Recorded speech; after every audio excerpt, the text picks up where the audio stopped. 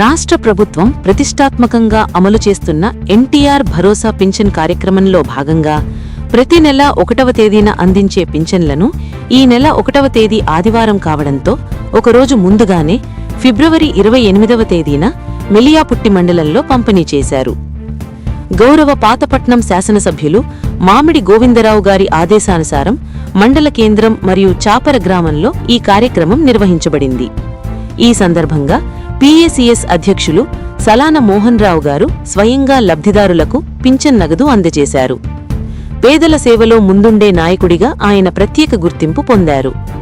వృద్ధాప్య, వితంతు, వికలాంగులు మరియు అభయహస్తం పింఛన్ లబ్ధిదారులకు డబ్బులు పంపిణీ చేస్తూ వారి సమస్యలను కూడా తెలుసుకున్నారు.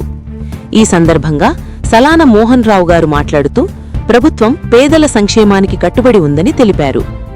ఈ కార్యక్రమంలో మండల పార్టీ నాయకులు, అధికారులు, సచివాలయ సిబ్బంది మరియు కార్యకర్తలు పాల్గొన్నారు. లబ్ధిదారులు ప్రభుత్వానికి మరియు స్థానిక నాయకులకు కృతజ్ఞతలు తెలిపారు. ఇంకా ఇలాంటి తాజా వార్తల కోసం కలం న్యూస్ను సబ్స్క్రైబ్ చేయండి.